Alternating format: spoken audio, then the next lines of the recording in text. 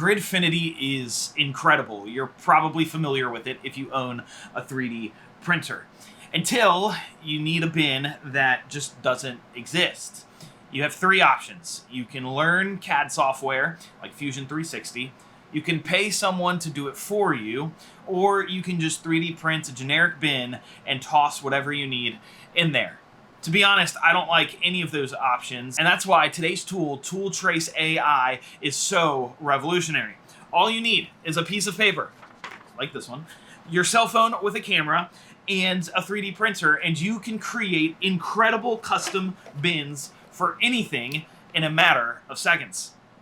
Let's dive in. I'm not going to waste any more of your time. We're going to dive right into this tool called ToolTraceAI. This thing is incredible. It's literally just tooltrace.ai. Head to the website. I'll go ahead and link it down in the description below for you. And all you're going to do is click Get Started. Now, when you open this Get Started menu, you're going to be presented with this screen, and you're just going to need to drag an image of the thing that you want to do a Gridfinity of. So if you want to do a Gridfinity for this lens cap, you take a picture of it with a piece of A4 or letter paper. I'll show you guys what my photos look like here. So this is the Osmo Gimbal by DJI.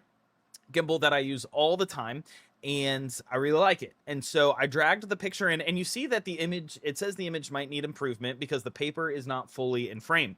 But you can see in my picture that the paper is fully in frame. So we're going to click continue anyway, because I think we'll be able to get a pretty good result. So you see my photo here was just the piece of paper, the item, and then some carpet in the background.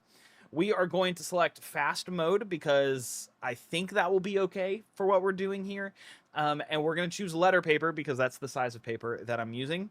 I'm going to drag my mouse over to the paper. It's going to automatically mask the paper out, and then it's going to kind of let me drag the corners here and adjust it. Now, this wasn't the best piece of paper to use. This was actually some sublimation paper that I had. I didn't have any normal printer paper, and so I had to use with what I had, but I think it's going to work out just fine. That's why the corners are a little bowed up, because it's a thicker piece of paper. And then we're going to click Add Tool down here in the bottom right. Okay, I've moved myself so that y'all can see what we're doing.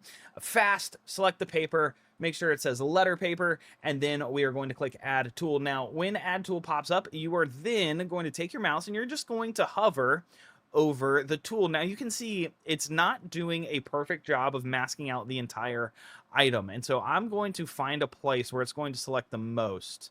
And that looks pretty good right there. But you see here, even on this piece, it didn't grab it all. So I'm going to click there. I'm going to come here to this little piece there. You can zoom in and grab more or less if you need to. But I think outside of that, we're looking good. It has masked the image pretty well.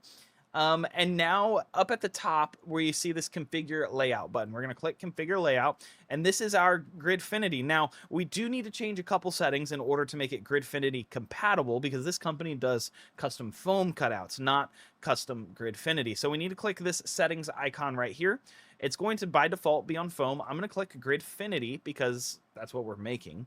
I'm going to click millimeters because that is that's the measurement that we use in 3D printing. And then for pocket depth, I'm going to change this to 15.4 because that is what that's that double size for the Gridfinity. It's 2 units high for Gridfinity, and so that's going to give you a good depth. If you want to bring it up higher, you can bring it higher. If you want to bring it lower, you can bring it lower.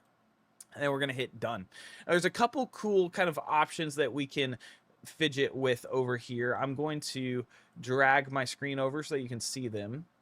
That's what I get for working with weird aspect ratios. If you click draw, and I can come over here and I can kind of like drag, and these are like little indents that it's going to make in the actual 3D print. And so let's actually go ahead and erase that. We're going to hit clear, but I do want a place for me to be able to pick up the handle with my fingers. And so I'm going to just draw like a little indent here, and then I'm going to click draw again and draw a little indent here. And that way I have something to actually grab with my fingers when I go to pick up this thing from the Gridfinity insert. I want to make them as even as possible. There you go. Okay, then we just need to click View Design, and it's going to generate your Gridfinity. And this is what we get in a matter of, I mean, we've been sitting down and filming for maybe 5 minutes. I mean, this was so easy to do. And this will fit our gimbal. Literally, it'll fit it perfectly. This is going to be a perfect fit. Now we just need to download it and actually 3D print it. So we're going to come down here to this CAD button, this download, and we're just going to download it as an STL. Now you're going to get 2 files that export from this website. You're going to get the actual Gridfinity STL, and then you're going to get an insert that you can use. It's like a millimeter thick. It's literally 1 layer. And you can use that as an insert for your Gridfinity. So if you wanted to print it in a different color, you can make it look super cool. I'll put some photos and video up on the screen of what those kind of look like. And then we're going to head over to our slicer and configure some settings really quick so that you guys get a quick, fast, and easy print on any 3D printer. Moved corners again. The goal for this video is for me to be in all 4 corners, I guess. And I've loaded in some Gridfinity files that I have made. So you will download the file, you'll extract it, you'll unzip it, do all the good things, and then you will drag it into your slicer. I'm going to swap these just because these are the 2 that we're working with here. And this is our Gridfinity square, our rectangle, and then this is our insert that we will use as a different color, because I do want those different colors in the Gridfinity space there, just to let me know with my poor eyesight if the slot is empty. So we have our thing, our model loaded in. It will load in PLA Basic, ABS. You don't really need to configure that unless you want to print it in something other than PLA.